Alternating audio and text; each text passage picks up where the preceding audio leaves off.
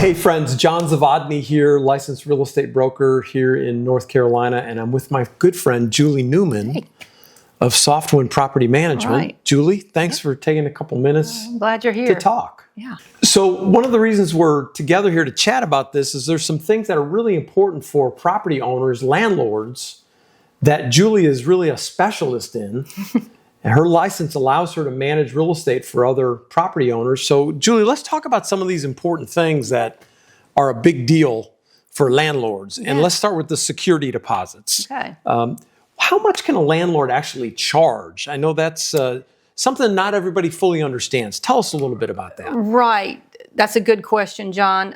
In North Carolina, they have caps. So it all depends on the length of the lease. So if you have a week-to-week lease, you're only allowed to charge a security deposit of up to 2 weeks. If you have a month-to-month lease, it's 1.5 months rent. If you have a year or longer lease, then you can charge up to 2 months rent. That's good. Yeah. So if someone has a $1,000 a month rental, the max security deposit then would be $2,000 then, Exactly. correct? Okay. Well, Easy that math. makes sense. That's easy math, Easy and math. that's the maximum. That's it. Well, that's good. Having clarity on that's important. Yeah. What about where the deposit money should go, these security deposits? This isn't just normal funds, is it? You No. can't just put it in a regular old account.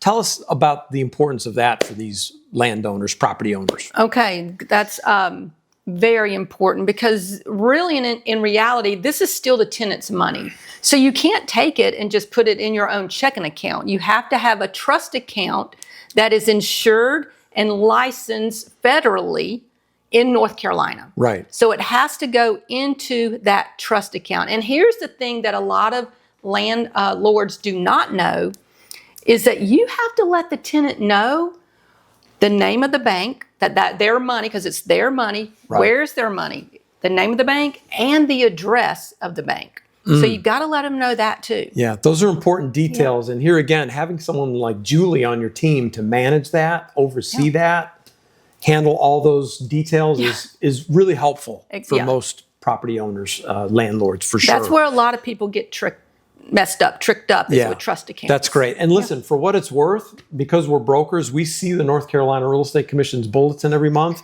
And every time they send a bulletin, there's issues over trust accounts. Yes. And a lot of times those are self-managed. They're not managed by a pro. Julie's on your team. There's a lot less chance of any issues with that. So that's what we go. That's our goal. Yeah, that's excellent. That's excellent. So what about when someone's lease is over? The lease terminates, it ends. Yeah. Now what do we do with the deposit money? How's that handled? There's actual dates. So you have 30 days to get a statement back to the tenant on what's going on with their security deposit. Now, if you're finished, you go ahead and refund any monies that's owed to them. If for some reason there's a lot of damage and you have to do a lot of repairs and you don't have the estimates in yet, you have up to 60 days. Right. But at 30-day mark, you better send a statement telling what's going on with their money. Right. And again, very important to have a professional to kind of monitor these things and manage that once the lease is over. Yeah. Absolutely. And also, this is a little outside the original purview here, damage beyond normal wear and tear. Yes. How do you manage whether a trust money is held from a security deposit or not? Can you talk a little bit about that, About Julie? wear and tear? Yeah. Damage for normal wear and tear is not allowed to be taken from a security deposit. It has to be over. Like if you go in, there's a scratch on the wall. Right. That's okay. Cosmetic. Yes. Sure. If there's a hole in the wall, that's above normal wear and tear. So you can charge to have that repaired. Yeah. So Good here question. again. Yeah, those kind of things are really important for landlords. And again, Julie's expertise could really come in handy. That's for sure. Thanks. So just to quick summarize this, you want to collect within the limits of the law in North Carolina when it comes to these security deposits. You want to hit your deadlines as far as when it comes time to return the money and so forth, and then hold it properly. In other words, it has to be in the right type of demand trust account, escrow account, if you will. Exactly. Correct? We want to talk a little bit about, for you landlords and property owners out there that have rental property, fair housing. And in particular, disabilities, handicap, Americans with Disabilities Act, folks that may qualify for that. Yes. So just bear this in mind, folks. We're not giving legal advice here. We're not attorneys. You want to talk to a professional licensed attorney for your specific situation. But with that said, in regards to talking about fair housing, Julie, we hear this word reasonable accommodation bantered about a little bit when it comes to folks with disabilities that are looking to rent. Tell us what that really means. Okay, that's a good question because it's sometimes a little confusing. Yes. So it is a reasonable accommodation is a change to one of our rules or practices or policies that allows the tenant to live in their home freely and able to enjoy it as they should. Right, right. So that's important because we do have folks that need these types of accommodations. So what about examples? Have you run across any examples of this that you might be willing to share? Oh, sure, yes. So for example, maybe someone comes in with an assistance animal that they need to have with them. And maybe an owner has a no pet policy, okay? Well, an assistant animal isn't viewed as a pet. So you have to allow that assistant animal in. That's a change in your policy. Yeah. Another good example is maybe putting up a wheelchair ramp. It has to be built. So I've done that personally. Yes, absolutely. I didn't build it personally. Yeah, no. She wanted to. We allowed it. We wouldn't let her do that. Yes. That's good. Well, good. So that's super helpful. Yeah. So what about when you're looking at a prospect as a tenant? Is there certain questions that you can't ask? Like, for example, trying to discover what their disability is. How do you manage that? Yeah, you have to be very careful with that. Sure.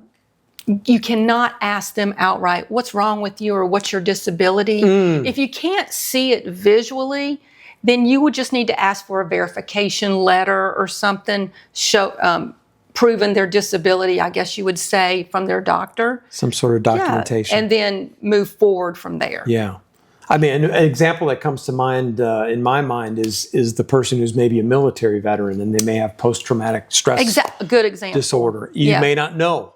Yeah, and here's the rule of thumb. You're verifying the need, not investigating the diagnosis. That makes sense. Okay, yeah. Good policy, good practice there. Yeah, because we want to be fair as landlords to these tenants and potential tenants and give them every reasonable shot if they otherwise qualify to get in the property. Yes. So good. So that's a good distinction. This question comes up as well.